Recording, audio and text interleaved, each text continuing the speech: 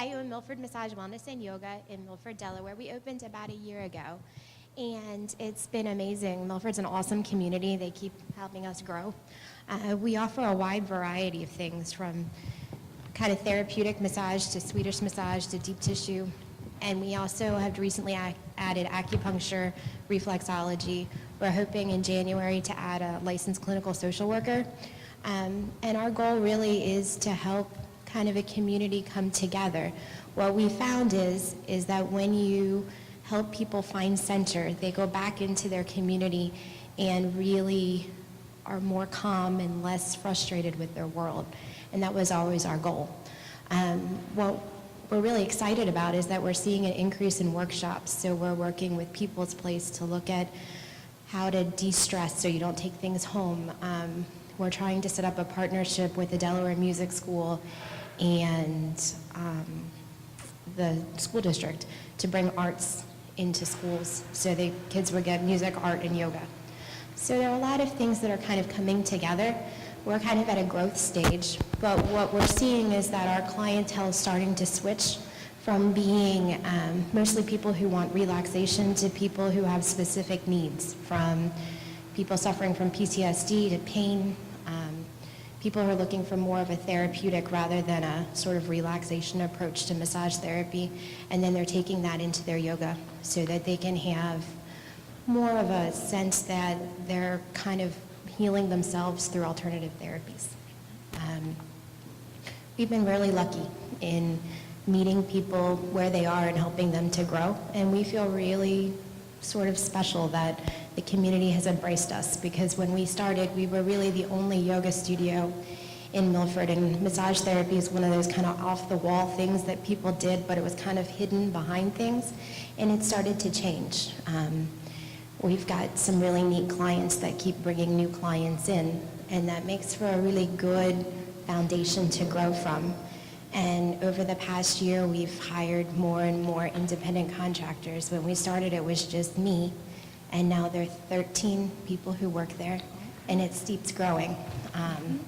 And we're really open to new ideas. If you have a really cool program that would kind of fit our model, we're really willing to give it a try. We've tried some things from Zumba to like a personal training class that didn't quite fit our model. And what we're learning is to kind of refine and make that sort of a smaller model that really looks at wellness and how to keep people balanced and happy. That's about it. I can show you our website if you want to see it. It's right here. We have done some kind of interesting things. We bought our building in April as our business grew. We just kind of ran out of space. And so we took an old garage and turned it into a yoga studio, and then created a really neat Zen garden in the back. So you can do Tai Chi or yoga outside or inside, depending on the weather. And there's a hot tub in the back so people can just really relax. We found though that the relaxation model doesn't always work for people. What they really want is, okay, I'm in pain, how do I do this? How do I make things change? And so oftentimes we'll let people sit in the hot tub before a massage so that they can make muscles looser, so as you work deeper into them, they're not in as much pain. Our goal is to do massage therapy without leaving bruises and pain. That's one of the things that we've heard over and over again, that people went to massage therapists and they got very achy. We do have two projects that we're kind of looking for information on. One of them is that continuously we see returning veterans come to us because they're on pain medications and because they're in pain, and massage therapy works for them. But there's no insurance to cover it, and they don't always have a lot of money. So one of the challenges is to figure out how to get them the services that they need when they don't have the money to pay out of pocket. And there are two projects I would really like to do in the coming years. One of them is that there have been a lot of studies about yoga in prisons. The recidivism rate when you do yoga in prisons goes down significantly.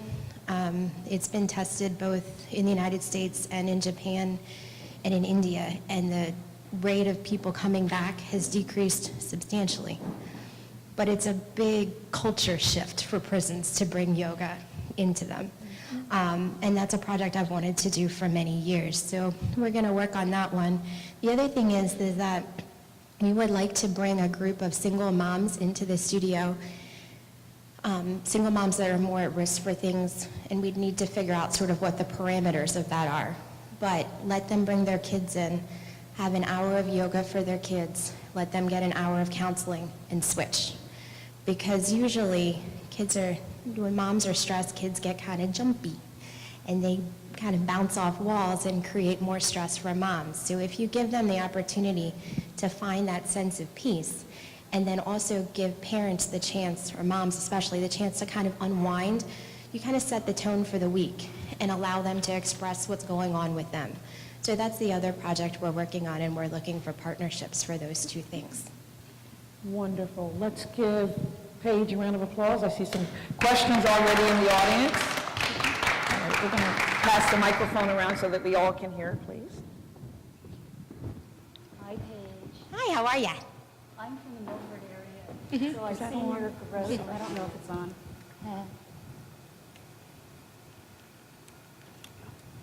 Okay. That on? Yeah. So I've seen your growth. I met you probably the first time maybe 3 years ago, and you used the word lucky. I don't think you're lucky. I think you're smart, and I think you're a hard worker. And can you share with the group your story from a location in your home to where you are now? About when I moved to Milford, we started a massage business in my house. And can you hear? I hate microphones. I truly do. I have a client who's hearing impaired for yoga, and I sit like this, and I'm like, can you hear me? Can I just stand right next to you so you don't have to use this? Anyway, about a year ago, actually it'll be a year, October 10th, we had our first grand opening. My mom was reading through the newspaper, and I desperately wanted a storefront. And she said, Paige, you should really look at the project pop-up. And so 2 days before the deadline, I pulled out my old business plan and redid it. And I was one of the people who were selected for it. I felt very, very fortunate. And I really attribute most of my success to that program. Ken and Diane from Dido are absolutely amazing. And they really helped me kind of move through the process of opening a business. And then we started meeting people. We'd go out and talk to people. And as we met people, people would refer people to us. And our business just grew. And then I knew we would kind of outgrown our space. And I was just looking online one day, and I saw the property where we are now. And it was a little bit more expensive than I thought I could afford, but we put a really low bid on it, and they told us that if we could settle in 30 days, they'd sell it at the original price that I'd bid on. So we moved. And then I've had amazing support from family, friends, and the community. My mom really likes to garden, so she designed my Zen garden. And we spent about 3 weeks planting 700 plants. And I don't like dirt all that much, but it's really pretty. And then my boyfriend and I painted. So we tried to keep things pretty low cost and to make things come together. And then from there, people just kind of magically appeared. I had a friend who wanted to teach yoga who's really good at it. So she taught a class, and that class grew. There was a woman who was finishing up her yoga, and she'd come to my class to get the number of classes done. And then she started teaching it, and we've just been fortunate in the people we've met. We have, you acquire this group of people with a bunch of different skill sets, and they all come together, and when you're supportive of each other, they all have neat skills. We've been really lucky with our acupuncturist. She's amazing. She actually spoke here a couple weeks ago. And I think that if you're willing to let people do what they do best without micromanaging them, you have the opportunity to grow in ways that you never expected. Last year, maybe 2 years ago, we started a new company called Bella's Bath Bombs for the same reason. There was a need. My daughter couldn't use soap or shampoo or things because of an allergy, and that just grew that way. Great. Other questions? I have two. I heard you say that you are working with veterans. It's challenging because they do not have insurance. Did you say? No, they Okay. do have insurance, All but right. insurance doesn't cover massage therapy. Exactly. So one of the challenges is that many veterans are on a pretty fixed budget. And many of them that we work with are 100% disabled, so they can't work someplace else. It's not like they can say, oh gee, I want to do this and I'm going to make X amount of money here and I can use it for this. And what research has shown is that massage therapy can really decrease your dependency on narcotic medicine. And over time, when people are 100% disabled, they're kind of expensive because you have to pay for them. Narcotic medicines they add up. So my thought was that if more people could afford massage therapy on a more regular basis, you can see them using less and less medicine and being able to re-enter the workforce, which kind of improves their quality of life and cuts down on the VA's bottom line. So your connection with them, is it based on referrals? Yeah, usually one veteran comes, they have a good experience and refer someone else. It's not from the VA, they're just sort of there because friends refer friends, and you kind of, I think people feel safe where we are. I think when you're dealing with people with PTSD, you have to create a very different environment than you would in a normal spa setting. People need time, and they need to process things. So do you have a collaboration with the Delaware veterans? No. You do not? Do you see that moving forward? I hope so. Okay, great. I mean, that would be great. Something to talk about. Secondly, I heard you say that you have, I believe the number was like 13 subcontractors. How do you get them? How are you working to build a collaboration with subcontractors who you need to help your supply meet your demand? I think you create a network over time. When you go to massage school, you kind of are there with people and you learn Okay. who's good at it. If you're out in the community, you meet people, and we vet our subcontractors pretty well. Our massage therapists have to do a massage on a random client, and then a massage, well, they do it on me first, and then we pick somebody as a random client because we want people to be happy. Okay. And our yoga instructors kind of go through the same process. Great. Lastly, talk a little bit about your fee schedule. Can I afford you? Our fee schedule is a little bit less than it is in other places. Yeah, you could have well, I don't know. I don't want to make that assumption. At the beach, a massage is generally $75 to $90, especially if you're looking at Lewis and Rehoboth. Dover is about $75. And we looked at Milford as a kind of a growing demographic. When we moved, we increased our fees by $5. So you're still about, $5 cheaper than Dover, about $70 for a Swedish massage.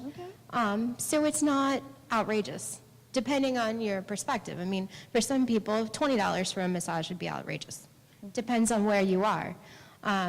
It fits the demographic that we see most often for people who want relaxation massages, people who make $45,000 a year and up. Are your sessions basically one time? Are they, what do you mean? Just come one time, I get my need met, and then you may never see me again? No, I think 70% of our clients are returning clients. We have a really good return rate. They might not return every 2 weeks or every month, but in general, we always see our clients again unless they're out of town. Okay, great. Other questions before the last question? Go ahead. Are all of your independent contractors paid in the same way? No.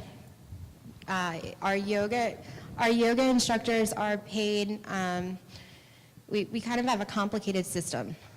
In the beginning, we didn't have a huge amount of cash flow, and what my yoga instructors wanted were massages. So we did it as a straight trade.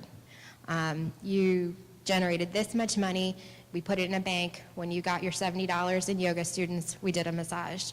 Now what we've done, because it made my life complicated to figure all of that out, is that with one yoga teacher, every 2 weeks she gets a massage. It just makes my life easier. It doesn't matter how many people come, and she's happy with that. With the other one, she teaches more classes, So the first 2 weeks of every month, I pay her half of whatever money she generates. And then the next 2 weeks, she gets a massage. All of the massage therapists get us they get to keep their tips and they get exactly half. And unlike most places, I'll do their laundry because I'm kind of fussy about things and it's just easier for me to do their laundry. And we have laundry facilities there. And that's worked for us pretty well. Some massage places have a 60-40 split, but they have to bring their own lotion and their own linens and all of that stuff. For me, it's worth I think for them, it's worth the $4 to not have to do all of that. I'd just like to comment on, I like your advertising piece Oh, thank you. immensely, and it appears that your website obviously has been developed quite well. Thank you. Did you do this yourself? Yep. All of it? In Yep. other words, I was a journalist for most of my life. This is a great trifold, Thank in my you. opinion, and especially the fact that you can actually, within the site, understand Mm-hmm. what you're paying for. And I just have a question about the education that goes behind being able to provide all these various types of massages, including Reiki. Well, you want to know sort of what my educational background is? I have a BA from American University in International Peace and Conflict Resolution. I was a journalist for about 10 years, which kind of let me do that. I became a Reiki master in 2010, I think, maybe 2009. But I took all of my Reiki classes in Texas before that. And then I went to school for massage therapy and took my national boards to become a licensed massage therapist. There are two types of massage therapists in Delaware. Half are certified massage technicians, and the other half are basically licensed massage therapists. Licensed massage therapists took their national boards, and we can accept insurance and do different types of massages. And then massage therapy has a rule that every 2 years you have to take 24 credits of continuing education. So over time, you kind of build some knowledge on a variety of things. Thank you very much. Awesome. One more question? Jim? Good morning. My name's Jim Barrett, and I apologize for getting here late. I started the day with a flat tire. That's not fun. Not a good way to start the day. I did notice one thing about your brochure. Having an older set of eyes, I cannot read some of the words over here on the right where black ink is against dark purple. Can I So I tell? suggest you just think about that the next time you I redo this. I did that somewhat intentionally. I know it sounds bad, but I put all the services I don't like to do that people very rarely ask for there. Ah, interesting. You're much smarter than I gave you initial credit Ah, for. Well done. awesome. Very interesting. Very interesting. So Paige, what can we as a community do to help your business to grow? I mean, we always love referrals, but I think that one of the things that would help any massage business grow is to really recognize that we do a lot more than rub backs. I think there's still that perception out there that people really, it either has to do with sex or it's just like this back rubbing thing. And that's a stigma we really try to work on. I think that massage therapy is sort of seeing a renaissance right now, but just to kind of help people understand that it's a little different from what they kind of thought of maybe before. And we're always looking for connections and partnerships. Our goal really is to be a community-based center. So if there are times when we can collaborate with people, we enjoy it. And we like to speak about things, whether it's like emotional contagion or how to be less stressed, because our goal is to really kind of improve the quality of life of the community around us.